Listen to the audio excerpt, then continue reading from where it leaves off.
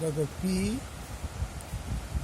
আর S P Q S T আর একটা চিত্র দেখানো হয়েছে। চিত্রটাতে বলা হয়েছে P equal to 50 degree, S equal to 30 degree, R equal to 60 degree. এই পি কোণটা 50 ডিগ্রি, এই এস কোণটা 30 ডিগ্রি, এই টি কোণ এস আর কোণটা 60 ডিগ্রি। আমি আবার কি করলাম, আমি এই নিচে পোর্শনটাকে পেন্সিল দিয়ে জুড়ে দিলাম। তাহলে এবার হিসাব করো, তাহলে পি এস আর একটা ত্রিভুজ হয়ে গেল। পি এস আর এস আরকে জুড়ে দিয়ে এস আরকে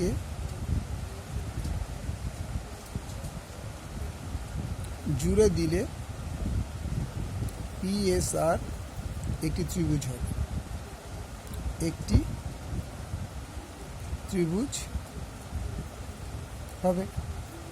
তাহলে পি এস আর যখন এই এস আর জুড়ে দিলাম তখন এটা একটা ত্রিভুজ তৈরি হলো। তাহলে পি কোণটা কত বলেছে 50 ডিগ্রি, 50 ডিগ্রি ওকে ঠিক আছে।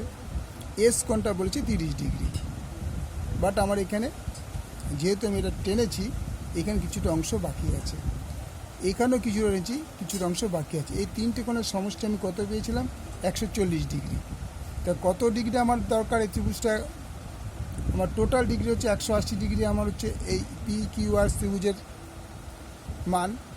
তার থেকে আমি যদি 40 ডিগ্রি বাদ দিই, 140 ডিগ্রি বাদ দিয়ে দিই, তাহলে 40 ডিগ্রি আমার দরকার, কারণ এই তিনটে কোণ মিলে হচ্ছে 140 ডিগ্রি। তা আমি এইখানে জুড়ে দেওয়াতে এইটাকে, তাহলে এটা একটা পূর্ণ ত্রিভুজ হলো। তাহলে এই ত্রিভুজের কোণের পরিমাণটা কমটা কত, 40 ডিগ্রি, কারণ 180 ডিগ্রি হয়নি, 140 ডিগ্রি আছে। তিনটে কোণের সমষ্টি হয়ে গেছে 140 ডিগ্রি। বাট আমার তো হওয়ার কথা যে কোনো ত্রিভুজের সমষ্টি 180 ডিগ্রি, যেভাবেই হোক।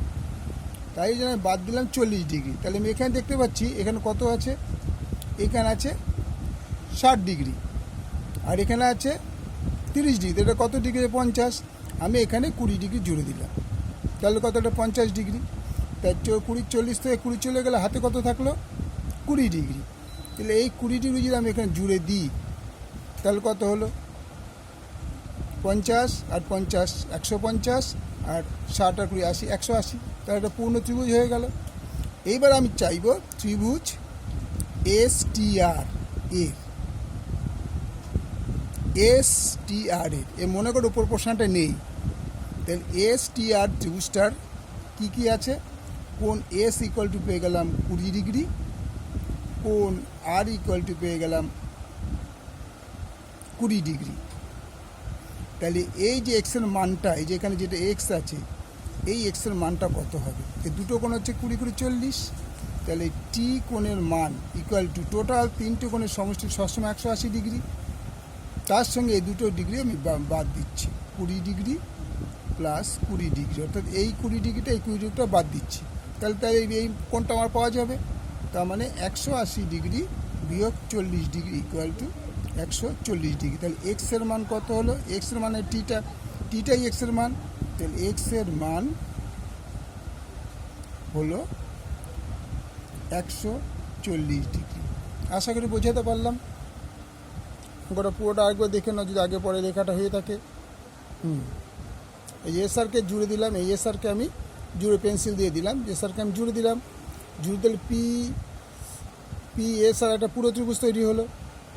পুরো ত্রিভুজের মানগুলো বার করলাম, যে পুরো ত্রিভুজে যোগ করে তোমার 140 ডিগ্রি পড়লো, কিন্তু ত্রিভুজের সমষ্টি 180 ডিগ্রি, বাদ দিয়ে ধর 40 ডিগ্রি দরকার পড়লো।